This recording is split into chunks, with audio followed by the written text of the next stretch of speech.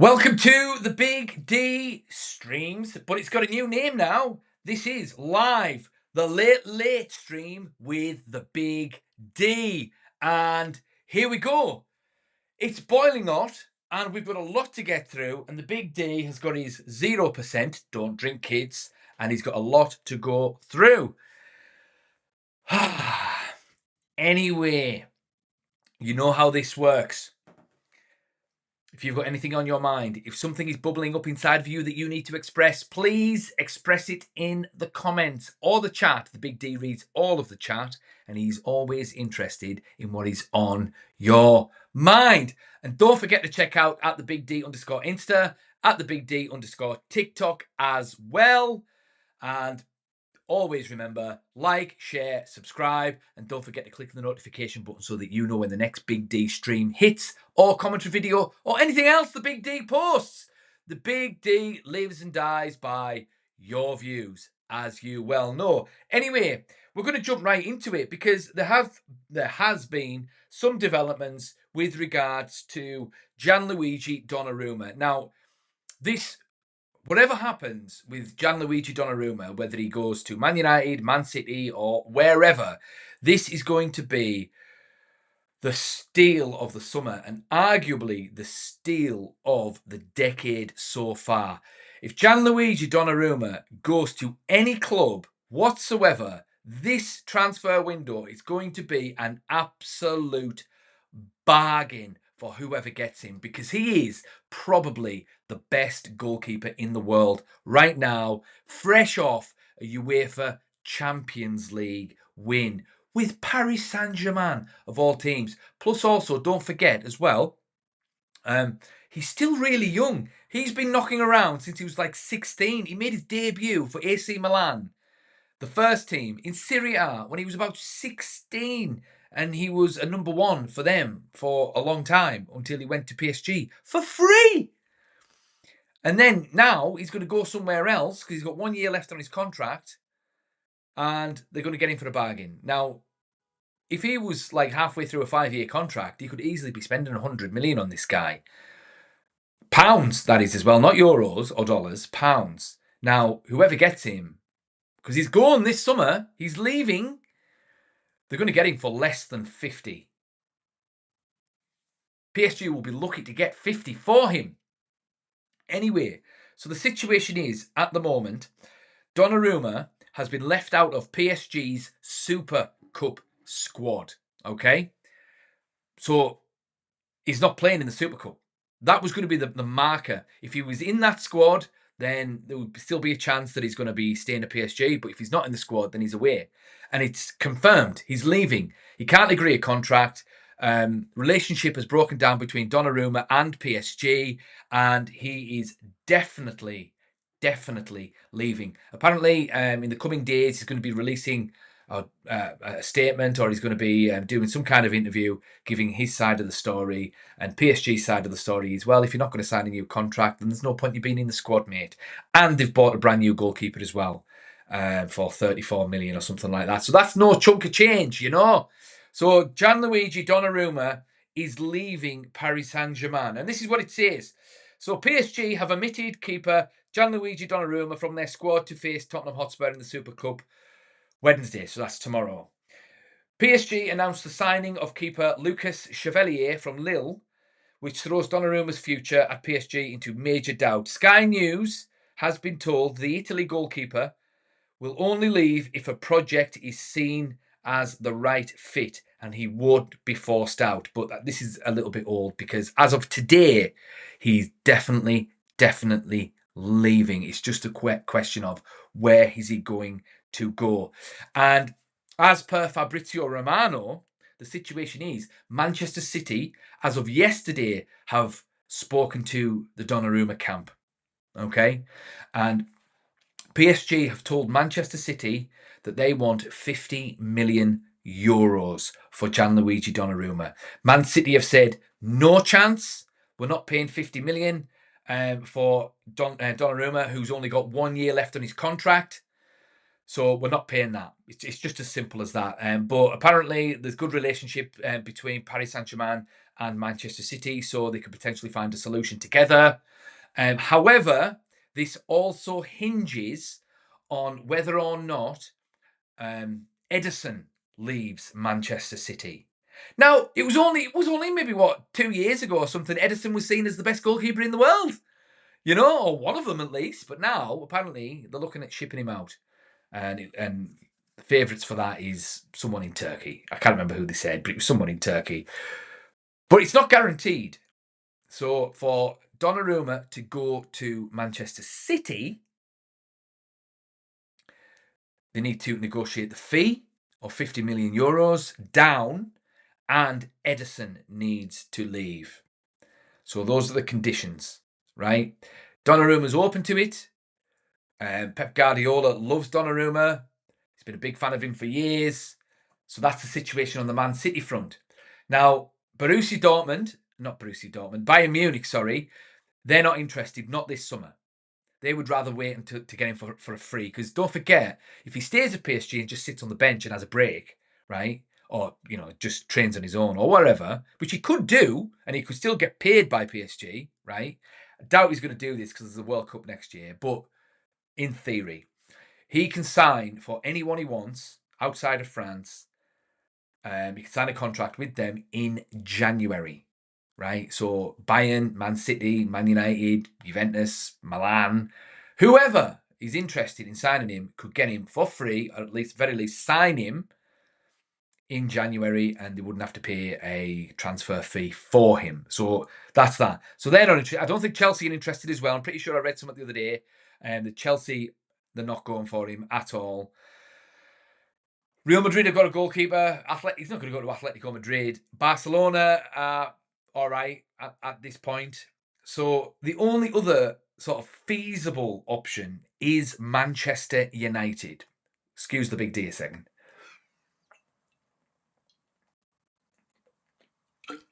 0% kids, don't drink. Anyway, yeah. So Manchester United spoke to PSG last week, and they were asked to keep abreast of the situation. Okay, they want to be kept well informed about what's going on, and then we'll take it from there. The problems with Manchester United, they don't want to get into a bidding war for Donnarumma, and also Donnarumma's wages are likely going to be astronomical. So that's the thing. However, Donnarumma has specifically said that he wants to go somewhere where it's a project. Now, if anything's a work in progress, it's Manchester United at this point, right? So if he's wanting a challenge, if he's wanting a project, then Manchester United is the place to go. So if he actually wants to go to Manchester United, then he might sort of do something on the wages front. Like if he keeps clean sheets, he'll get a big bonus or whatever, right? Man City, I wouldn't necessarily say are that much of a project at this point. They're almost like the finished article.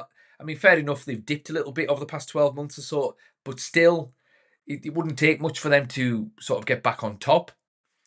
Plus, there's still all the business surrounding them overhead about, the charges and things like that. So it's still a bit ropey on that front, So, I mean, don't count them out, but still, if you want a project, Manchester United is where to go. And Man United have expressly said they don't want people coming to Man United unless they want to come. Now, it just seems like this is a match made in heaven.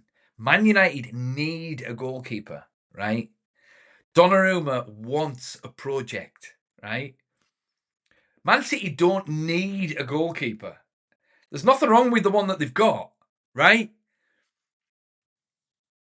But Man City can afford his wages. So it's 50-50, really, to toss up where he goes. This is almost like, it's I don't know, it's like, I don't know if you've seen the film She's All That with, what was the name of that actor in that film, She's All That? The rom-com from the 90s. It was the guy from I Know What You Did Last Summer. Oh, his name's on the tip of my tongue. He used to be a writer for the WWE as well. Do you know what? I'm going to get this up because this is going to annoy me. And then as soon as I see it, then I'm going to kick myself. Let's hopefully I can get it before he pops up. She's all Freddie Prinze Jr. I don't know if you guys have seen it. Have you seen the film She's All That with Freddie Prinze Jr.? So the basic premise of this story is Freddie Prinze Jr. is the high school jock, the one all the chicks love, right? He's going out with the best looking lass in school, but he's kind of bored with her. He wants to fix her upper. So he finds a geek, right, who he then kind of trains up to be the prettiest girl in school, right? That's his project. This is like the Donnarumma situation. Donnarumma is Freddie Prinze Jr. He's got Man City, who's already a fit bird that, doesn't need any work done, right? She's there, but she's a little bit boring, right? But then you've got Man United in the corner, who there's potential there. That's a work in progress. And Freddie Prinze Jr. can help fix it up to make her the prettiest club in the Premier League again. That's what this feels like. So hopefully, we get this guy.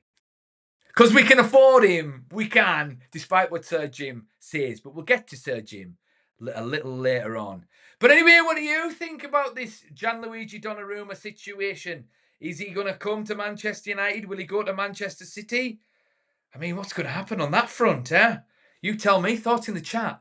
Please, the Big D reads all of the chat. If there's something bubbling up inside of you, something on your mind that you need to express, stick it in the chat. The Big D is always interested in what is on your mind. Speaking of which, let's have a little catch up with my friends in the chat. Squidly79, first again. Squidly, you are an absolute star. I love the fact that you are so determined to be the first commentator on my live streams. On the late late stream with the Big D. Man United's latest news. Yusuf Dikech. Pep is a big fan of if Edison leaves. That is correct, my friend. Yusuf Dikech. I feel we will be stuck with Onana for a third season. Well, there is a chance. Yeah, there is a chance with that. Bang, bang, my friend. I always knew I could count on you. Yes, Big D, I might join the stream again later. A bit busy right now, practicing my Portuguese, but Bang Bang says United 2-1 or 3-1 against the Scum on Sunday. Fair enough. I think that's a reasonable score. Personally, I'm going to go out on a limb, and I think Man United will absolutely pump Arsenal at the weekend. But we'll leave that for the Big D's live stream. Don't forget, the Big D's live stream starts at 3:30 UK time on Sunday. I look forward to seeing you or talking to you. Youssef again. If it's a choice between United and City, he will pick City. Maybe. Bang, bang. And you know what, mates? We might even win 3-0. Don't think it's impossible. Have a feeling it would be a tight game. Yes. Well, maybe. Who knows? But I don't know. I've just got a nice feeling about Manchester United. But I say that every season. Every season I say it's...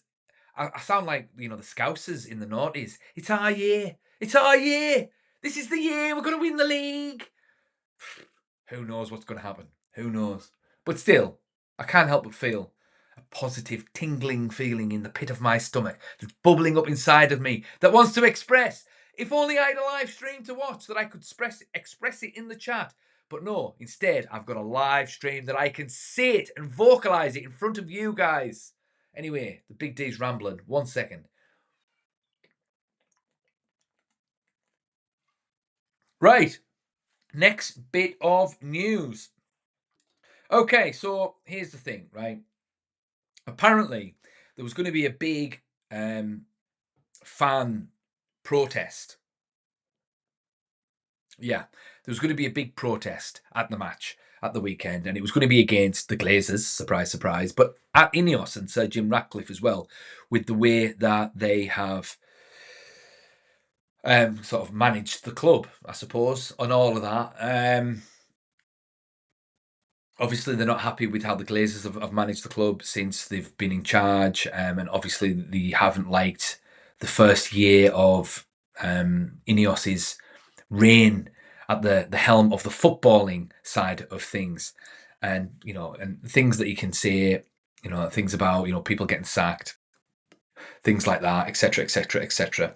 However, they've actually postponed the protest, and it says here, a Manchester United supporters group has postponed a demonstration against the club's ownership planned for the day of their opening game of the Premier League season against Arsenal. The organisation is called the 1958, in reference to the Munich air disaster, and they had organised a protest march to Old Trafford ahead of that particular match, with banners referring to minority owner Sir Jim Ratcliffe. The 1958 has overseen numerous demonstrations in recent years, principally aimed at unpopular majority shareholders, the Glazers, but frustration has now spread to Ratcliffe. The billionaire British businessman, try saying that really fast, the billionaire British businessman who owns a 28.94% stake in United, has instigated wide, often unpopular changes since taking over day-to-day operational control from the Glazers in February 2024. Jim Ratcliffe chose to get in bed with the Glazers, a quote from them, and in our opinion is helping keep them in charge, said a group representative, who added Ratcliffe was no saviour and like a red devil in disguise. Okay. However, after conducting a survey, the group has acknowledged opinion is split and the time is not right for a protest. Yeah, and it's saying here that how long should INEOS be given before they are held to account with regards to this whole situation with running Manchester United? And let the big D just get his glasses up. It says here, 31% say that INEOS have had long enough already. 9% have said until Christmas. 29%, so that's very similar to they've had long enough. 29% say until the end of the season. And another 29%, they need at least one more season after this season.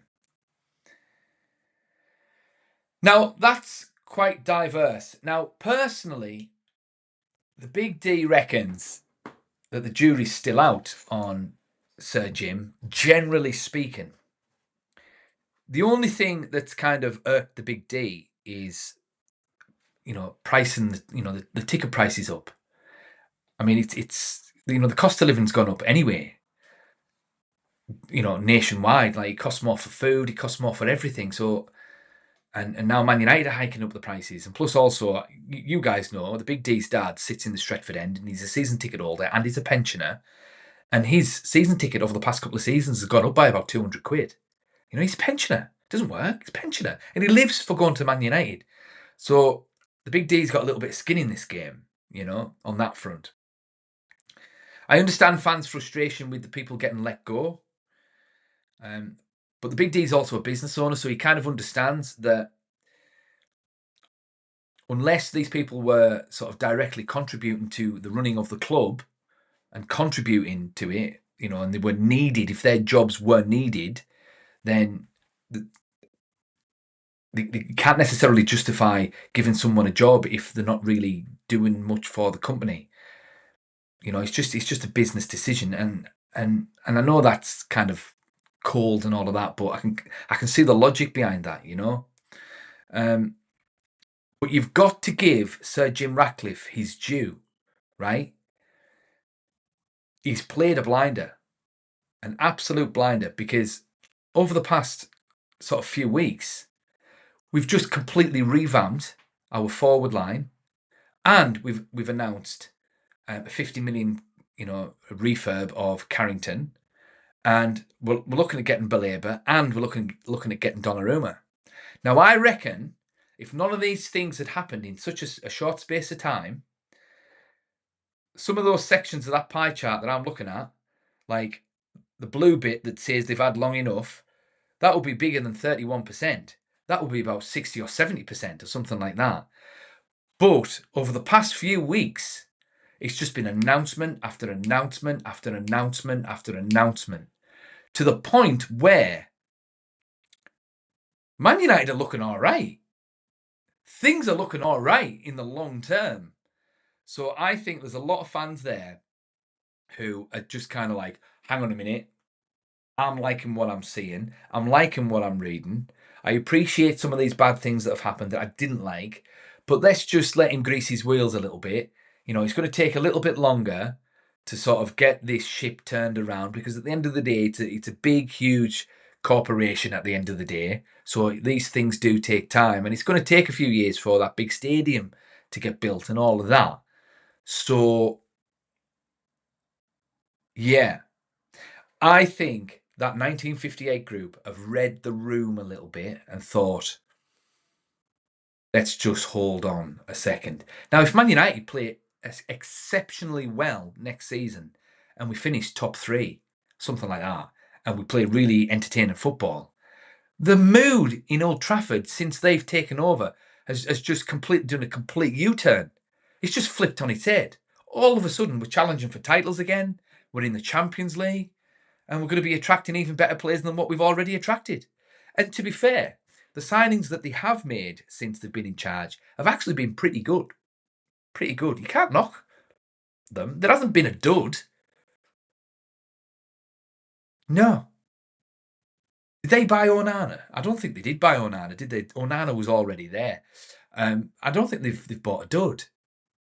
No. I mean, there's some players that, need to improve, don't get me wrong. But we've been all right so far, and the signings that we've got so far this season have been insane. And if we got in Donnarumma as well, oh my God, right? So it just seems to me that things are moving forward in a positive direction.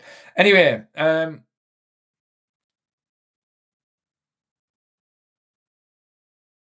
yeah, that's all I want to say on that. But what do you guys think? Should the protest go ahead? How do you feel with how Manchester United are being run at the moment?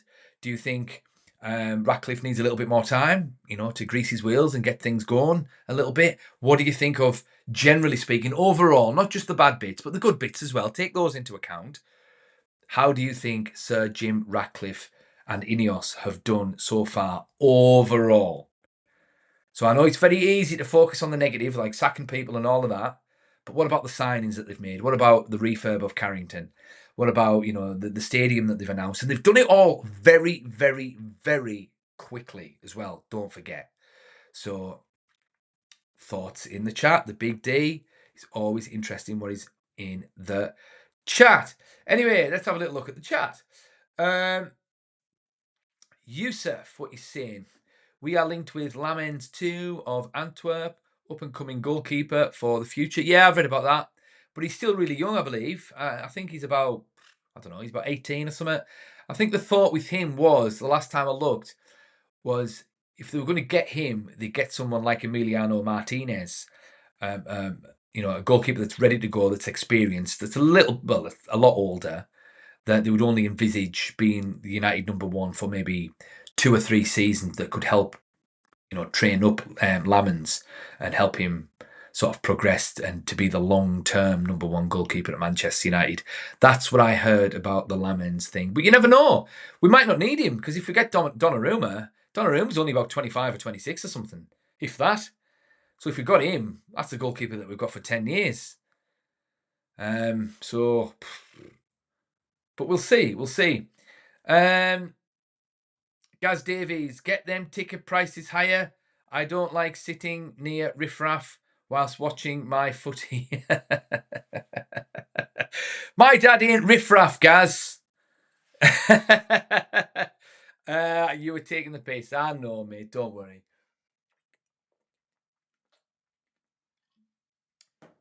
But yeah. Jay Ramdas, I think you're quite new, mate. I don't recall talking to you, my friend. So welcome to the late stream with the Big D, Man United's latest news. Jay is saying he has a magic start. Okay, fair enough. You're the first person I've ever read or seen or heard that has said that about Sir Jim Ratcliffe. Fair enough. Fair enough. Gaz Davies, keeper and mid, and we are challenging. Well, stick around, Gaz, because I'm going to be talking about that in a little bit more detail later on in the stream. Jay Ramdas, I'm glad it's in the time of Mr. Amorim. Yes, yes, indeed. It looks like Ruben Amorim is getting backed big time. They're going all in on Ruben Amorim, and from what I've seen, I think that's a good thing. I really like Ruben Amorim, and I like what he's trying to do. And I mean, when I was at the matches last year, I went to see a lot of matches. Sorry, the Big D was just looking up. There's a bloody spider directly above his head now. Bloody can't stand spiders, but it's not bothering anyone at this point. Anyway, yeah, so the Big D would watch, obviously, United. I'd sit in the Stretford end. Sometimes I'd have my dad's ticket if he couldn't make the match. Sometimes I'd have a seat somewhere else, right? And there were times when it was class watching them, and you could see what he was trying to do, but the players just didn't quite get it, right? But then at some point, and the point was, for me, it was the Arsenal game. Everything just clicked, and they just seemed to get it. And then after that point, all they were missing was, a front line that could understand what Ruben Amorim wanted. And now that we've basically revamped the front line completely, then I don't know. Next season, it could be a different kettle of fish. Anyway, latest news. Okay, so this is some more developments on Carlos Baleba. So apparently, Brighton have rejected Manchester United's first bid for Carlos Baleba, and their opening bid, it doesn't necessarily say how much, but it was a cash plus player deal. And from what I can see here, the player in question that they were going to give to Brighton in exchange for Baleba was Toby Collier. And fair enough. I mean, Toby Collier, I've seen him a little bit. I heard that he was maybe one to watch, but if they're willing to sort of get rid of him and swap him for Baleba, it says something about him because he can't be that. Well, he can't be that good, or at the very least, they don't think he's that good, because it's not as if they're offering Kobe Mainoo plus cash for Baleba, because Kobe Mainoo's class at the end of the day, and we all know Kobe Mainoo's class, and this season coming could be Kobe's season. So, but that's the initial situation. However, Brighton are braced for a second Baleba bid imminently. Yeah, that's what it says at the moment. So we shall see on that front. Brighton desperately don't want to sell, but they appreciate that they might have to, because Baleba is open to it. Apparently, he's not going to sort of, kick the bucket, so to speak, or kick up a fuss or anything like that. Kick the bucket. But he might sort of ask them to let him go, because he's open to it. His agents have already agreed, sort of wages and all of that. So all of that is agreed. It's just a question of convincing Brighton to let him go. Little bit of breaking news here. Apparently, let's see here. Okay, Man United and Real Madrid are monitoring Crystal Palace midfielder Adam Wharton.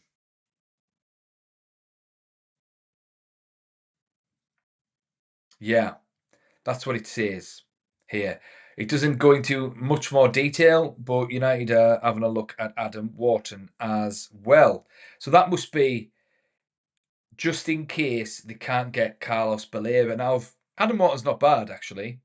He's not bad at all. Yeah. Okay, fair enough. I mean, Adam Wharton, let's have a little look at him. Adam Wharton style of play. So Adam Wharton is a technically gifted, versatile and intelligent midfielder known for his calm presence, elegant touch and ability to dictate the game's tempo.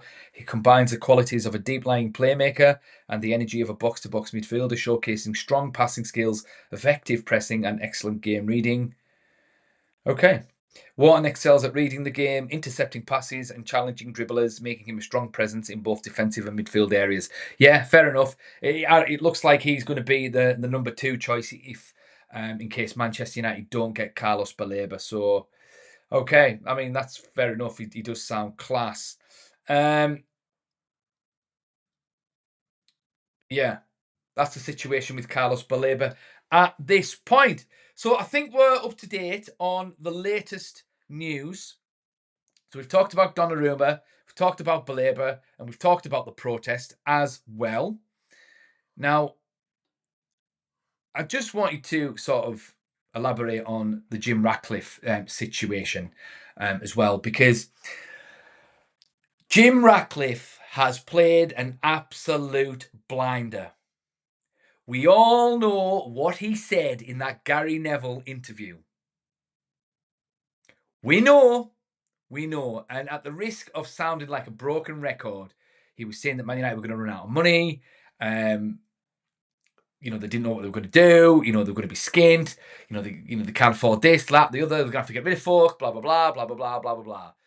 But what has he done in the past, couple of months? He spent 60 million on Cunha, 60 million on Mbomo. It's going to be 75 or whatever it is on Benjamin Sesko. We're going to get Carlos Baleba potentially, so he's going to cost at least 60 million, and maybe even Gianluigi Donnarumma as well, and he's going to cost about 30 or 40 million as well, right? That's a lot of money. Plus, they've announced the 50 million Carrington refurb as well. So where have they got the money for that? So, and also don't forget, in the transfer market, the deals that he has done, they haven't been fleeced. Now, the reason why he's done that, why he pled poverty, because Man United were never, ever, ever, ever skint. They weren't, because they're too big and they generate too much cash flow with a million sponsors. They've got sponsors for everything. They've got kit sponsors. They've got shirt sponsors. They've got training kit sponsors. They've got sponsors all around the boards, around the pitch. They've hiked ticket prices up as well. They've got all the boxes, VIP boxes, and all of that. It costs a fortune for a drink in the ground. It costs a fortune for a pie and for a bit of pizza and for a hot dog and for whatever else that they want to do. They've got the mega store. They sell 3 different shirts every single season. Each one costs 90 quid just for the shirt. That's not even including a name on the back. That's not even including the Premier League patches on the side. Then that's not even including the shorts, the socks. That's not including the number on the shorts as well.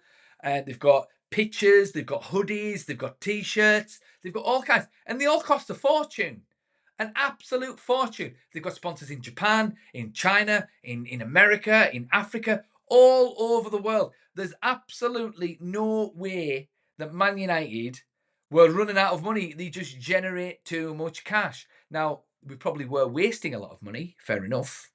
And that's what he's come in and said. He's come in and said the things that he said for 2 reasons. One, it allows him justification to trim the fat, so to speak, and, cut out the things that he feels as though he's wasting money on. And secondly, it gives him an advantage in the transfer market so that Man United, so he can mitigate that 20% Man United tax that everyone puts on when Man United want to buy a player. So, perfect example, Harry Maguire. Harry Maguire was not an £80 million defender. It might have been a £50 million defender because he was a good defender, but he wasn't 80. So that was an extra Man United tax. Now, I don't think Man United have paid the Man United tax on Mbeumo or Cunha or even Sesko. I think those deals are roughly about right. They're probably stretching it a little bit, maybe. But if those guys, but it's a lot cheaper than what we would normally have to pay. Because normally we'd probably have to pay 100 for Mbeumo and probably have to pay 100 for Sesko as well, to be fair. So Sir Jim Ratcliffe has played an absolute blinder. He has. He has. Now, we'll see how we go next season. We'll certainly see how we go next season. If Man United dramatically improve next season and finish top 4, then very quickly Sir Jim Ratcliffe will go from being 0 to hero. But we'll see. Thoughts in the chat. The Big D reads all of the chat, and the Big D has neglected the chat a little bit, so let's go back to the chat. So what have I missed? Where are we at? Bang Bang. I'm back in the house for a bit. I honestly believe we just need to start winning football matches. And who's to say we can't sneak into that title race? Baby Leicester won the league. Why? Why don't we just go to Porto and say we want your goalkeeper? Simple. Yeah, Diogo Costa. I like him. Yeah. But I'd rather have Donnarumma, I must admit. Gaz Davies, we need a Keane type. McGinn is that type. Yeah, I agree. We need a Roy Keane type. I don't think McGinn is that type. I don't think he's that good. I'm assuming you mean the keeper. The McGinn that plays for Aston Villa. No. I mean, maybe as a squad player, maybe, but no, I don't think so, mate. I don't think so. I'd rather have Baleba and maybe even Adam Wharton as well. But yeah, Magnifico 88. Who's that team we call Uniteds? Who's that team we call Uniteds? Man United? I'm not entirely sure what you mean, Magnifico 88. Please elaborate on what you mean by that. I mean, the Big D must be a little bit slow tonight. I'm not sure. It is hot here in the north of England, so it could be anything. That could be slowing the Big D's brain down a little bit. Anyway, we've talked about Sir Jim playing a blinder. That's that. Now, what I want to do is the Big D wants to give you his top 4 prediction. Okay? Now, I'm going to give you 2 predictions. Okay? First of all, I'm going to give you my AI prediction on who's going to finish top 4 next season. And the Big D has his AI assistant prepped, good to go, and who's going to give this prediction. Now, this is what I've programmed my assistant, and this is what I've said to her. I've said, I want you to make a prediction for me.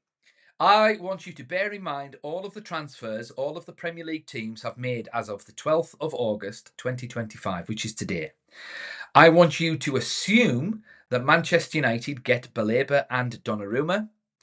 Now, based on this, assuming that all the new players play to their potential for all teams and put the effort in, I want you to give me a prediction of next season's Premier League top 4 and where Man United will finish.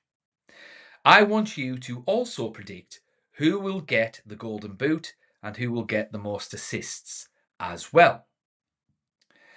And this is what my lovely AI assistant says. Here's my bold, data-informed prediction for the 25-26 Premier League season, incorporating all confirmed moves as of August the 12th, 2025, including hypothetical additions Baleba and Donnarumma to Manchester United. Premier League top 4 prediction. At number 4, surprise, surprise, Manchester City. So my AI assistant has predicted Manchester City will finish 4th. And this is what she says. Despite a transitional summer, their quality, depth, and Haaland puts them in 4th. Very closely matched with the next one up. Okay, that's the reason. That doesn't go into too much depth. But she said 4th anyway. At number 3, Manchester United. So my AI, my lovely AI assistant, is saying Manchester United will finish 3rd. But she did say that United and City will be very closely matched. Now, okay, it's interesting that she says that. Phil Foden's been crap for a while now, and Kevin De Bruyne is gone. So maybe that has a detrimental effect on Man City. And, you know, they're after Donnarumma. So is there a reason why they're after Donnarumma? Is that because Edison is starting to flop a little bit? So there could be something there. Or maybe the team is just sick of Pep Guardiola. Who knows? Who knows? At number 2, my lovely AI assistant is predicting that Arsenal will finish 2nd. And she's saying strong continuity, smart additions in Gyökeres, Zubimendi place them firmly in the chase for the title. And that leaves Liverpool as her prediction for retaining their title. Because obviously they've added fresh firepower like Florian Wirtz, Ekitike, and they've also got Kirkes and Frimpong as well. And, you know, she says that keeps them ahead, which is a little bit depressing. But I tell you what, if Man United finish 3rd, I mean, that'll kind of take the edge off Liverpool winning the league next season. And she also says that Erling Haaland, he's her favourite to win the Golden Boot, with Mo Salah coming 2nd, and potentially Benjamin Sesko sniffing around the top of the scoring charts as well. And the most assists prediction, she reckons it's going to be Mo Salah, because he's been a consistent assist generator and remains in pole position on form and reputational odds. But if Baleba and Donnarumma join, what that does is that anchors Man United's defence, which will potentially propel Bruno Fernandes back into high assist form, because he won't have as many he won't feel as though he's got as many defensive duties, and he can stay up top for a little bit longer and just sort of patrol the box a little bit and maybe score a couple of goals as well. You know, so that's what she says. Now, going on my prediction, now, I would say I kind of disagree with my lovely AI assistant. I kind of disagree. If Man United get Carlos Baleba and Donnarumma, and our new front line does what they were bought for, we don't need anything else. We don't need anyone else at all. We don't. The team's there. It's just a case of continuing to develop as players themselves and getting used to the formation and each other. That's it. But the personnel is there. Because a starting 11, assuming we got Balema and Donnarumma, a starting 11 of Donnarumma, and then a defensive 3 of Yoro, De Ligt, and Martinez, with Amad Diallo on the right wing back and Dorgu at left wing back, with Baleba and Kobe Mainoo or Ugarte in the central midfield partnership, with Bruno and Bumo Cunha or Sesko up front. That team, I would be disappointed if we didn't challenge for the title next season if we got Donnarumma and Baleba. That's how good, on paper, Manchester United will be next season if we get those players. And there is a very real possibility, as I've already outlined on tonight's stream, that we could get Carlos Baleba and Gianluigi Donnarumma. Gianluigi Donnarumma is the best goalkeeper in the world and a dramatic upgrade on Andre Onana. And Carlos Baleba is a young player with masses of potential. It would potentially be like buying a young Roy Keane. Maybe. So if we had thought there's goals in that team, there's a solid defence in that team, it's tactically astute as well. That's an insane team. And Alex Ferguson used to say, strikers win you matches, but defences win you leagues. And a defence of Euro Delict Martinez, backed up by Aiden Heaven, Harry Maguire, and Mazraoui, say, with Gianluigi Donnarumma in goal. That is rock solid. So, I mean, I'm not necessarily saying that we have to win the league, but if that team, assuming we get those players, puts maximum effort in, then it just challenges naturally for the title. It does. We beat Arsenal. We'd be better than Arsenal. Better than Arsenal. We challenge Man City. It's just whether or not Liverpool click with these new signings, because they could, because Arne Slot could get second season syndrome. So that is my opinion on that front. However, you never know. We might not get Baleba and we might not get Donnarumma, which is fine. Which is fine. And we don't have to challenge for the league next season. I'm not necessarily expecting or banking on Manchester United winning the league next season necessarily. So if we don't get those players, I still think we finish top 4. Absolutely. I think we're definitely going to get a goalkeeper. It's just whether or not it's just who's it going to be? Is it going to be Donnarumma, or is it going to be Martinez, or is it going to be that Lamens guy? I think we're probably going to get a midfielder. Again, it just depends on who it's going to be. So, but if we don't, I still think the squad as it is right now finishes top 4. Right now, it finishes top 4. We're better than Newcastle. We're better than Forest. I would say we're better than Chelsea now. Yeah, I would say we're better than Chelsea. Especially if we give them Garnacho, and Garnacho sort of poisons their dressing room, You never know. It might just be a big ruse by Ruben Amorim. He sent Garnacho out to be a spy in enemy territory to nix them for us. The Big D jests. Excuse the Big D a second. But yeah, I mean, if we don't get those players, and let's say we stick in Martinez in the nets, Emiliano Martinez, for example, and then we've still got the same back three. Instead of Baleba in midfield, we've got Ugarte and Kobe Mainoo, flanked by Diallo and Dorgu, and then we've still got the same attack. There's no reason that team, cannot finish top 4, provided they all put maximum effort in.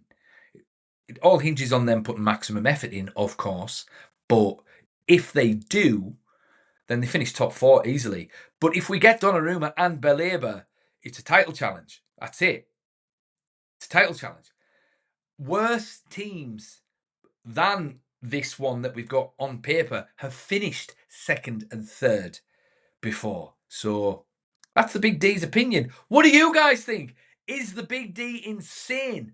Has someone switched his 0% for a Desperado 25% or something like that, and the Big D's getting a little bit tipsy? He's not. The Big D's thinking clearly, but you never know. What's your opinion? Thoughts in the chat. The Big D reads all of the chat, and he's always interested in what is on your mind. Speaking of the chat, let's go back to the chat. 1 second.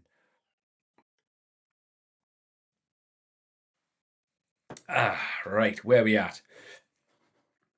Who are we talking to here?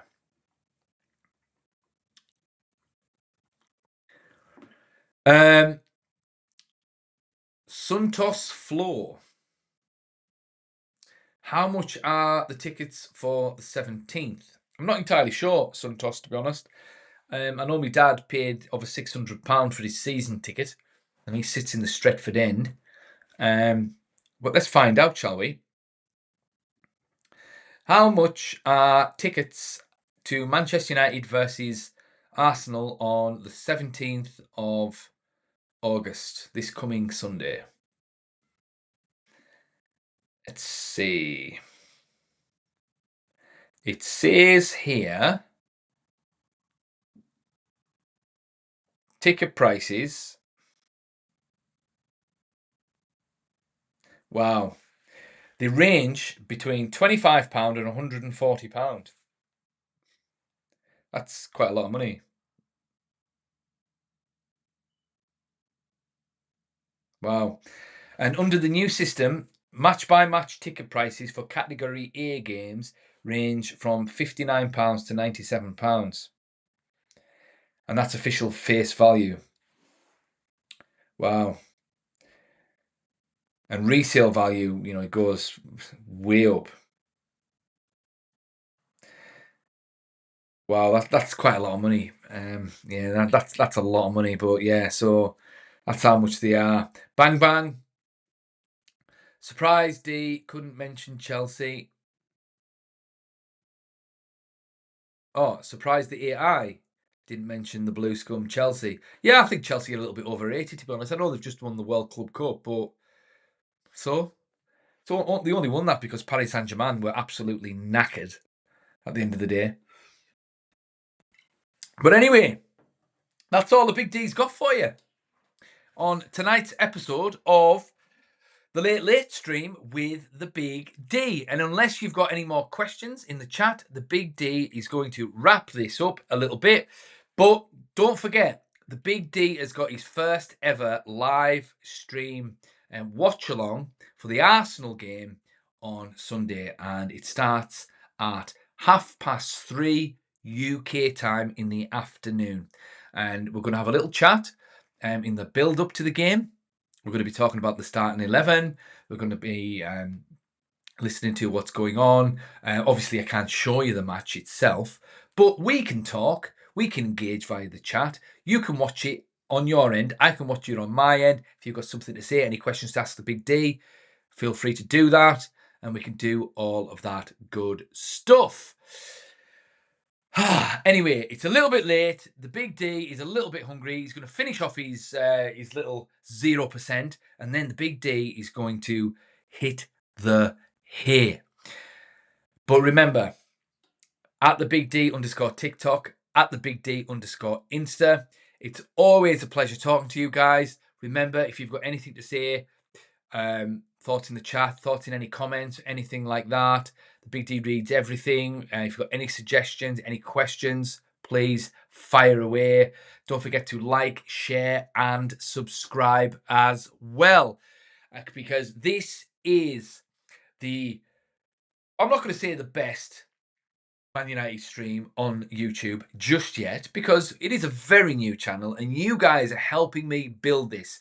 And when I become the best Man United streaming platform or channel on YouTube, it's going to be with your help, because without you, the Big D can't do anything. So as I say, I appreciate you. I love you. I look forward to talking to you. Please like, share, and subscribe.